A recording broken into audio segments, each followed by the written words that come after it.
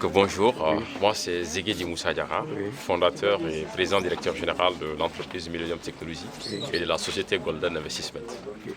Et parlez-nous un peu de l'entrepreneuriat des jeunes au Mali. Mais je pense que l'entrepreneuriat des jeunes au Mali, sans aucun doute, reste aujourd'hui ce que j'appelle l'élément qui peut être à la fois un facteur, un vecteur, un réalisateur, un incubateur et un activateur du développement socio-économique même de la jeunesse. En ce sens, lorsqu'on essaie de regarder les capacités d'opérationnalisation du gouvernement, on voit que ces capacités sont très limitées aujourd'hui par rapport au fait de pouvoir résorber considérablement le taux de chômage des jeunes. Alors le salut qui reste maintenant aux jeunes, c'est d'éviter le salariat ou peut-être de combiner au salariat l'entrepreneuriat parce qu'on est dans un pays où on a des vastes chantiers. L'entrepreneuriat, par définition non classique et non académique, c'est le fait de pouvoir apporter une solution que tu peux monnayer tout en résolvant des problèmes qui existent dans la communauté ou qui assaillent en tout cas le bien commun des êtres.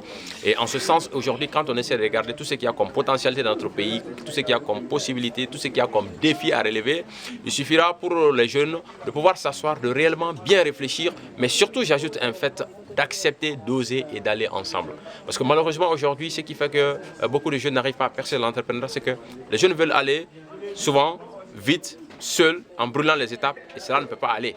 C'est pourquoi je les ai tout de suite dans mes échanges avec les jeunes que tout connaître, tout dire, tout faire, c'est souvent tout détruire ou être victime de tout quand le tout est déclenché. Et les Bambara disent donc au-delà de ça également, il faudrait que les jeunes cherchent à comprendre réellement que le fait de créer une entreprise n'est pas une fin en soi. On peut créer une entreprise, mais comment la développer, comment l'innover, comment faire en sorte qu'elle puisse s'imposer et être incontournable, c'est ce qui est extrêmement important. Donc il faudrait que ceux qui offrent des formations aux jeunes en entrepreneuriat, les incubateurs également, essayent d'aller en tout cas au tréfonds de ces choses-là. Quant à l'État, je pense que l'accompagnement doit être multiforme, et surtout multiforme en ce sens que souvent, pour l'accompagnement des projets qui sont vraiment porteurs, il faut donner aux jeunes tout ce dont ils ont besoin en termes de conditions financières, matérielles. Dans tous les domaines, dans tous les pays du monde où les jeunes sont arrivés à se hisser au firmament, ça veut dire qu'au départ, il y a eu vraiment un socle solide avec un accompagnement conséquent.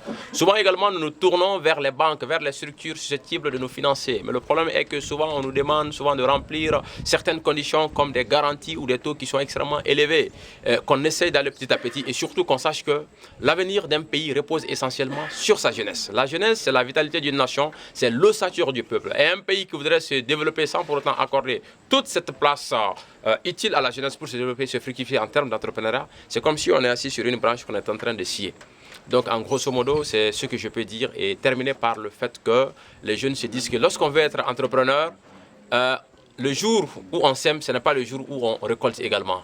Il y a un temps entre les deux, donc il faut savoir cultiver la patience, l'humilité, mais surtout la résilience et la persévérance. Parce que quiconque dira aux jeunes que l'entrepreneuriat, ça va être facile, ça n'a jamais été facile et ça ne le sera jamais. Et c'est parce que ce n'est pas facile justement que c'est intéressant.